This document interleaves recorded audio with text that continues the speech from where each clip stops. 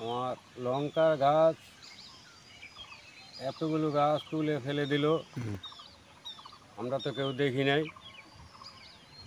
এখন অনেকখানি জায়গা মোটামুটি কাটা দেড়েক পাই টু পাই তুলে ফেলেছে।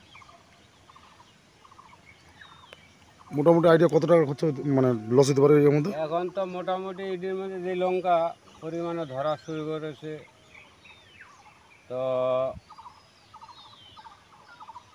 2-3 হাজার টাকা তো হবেই।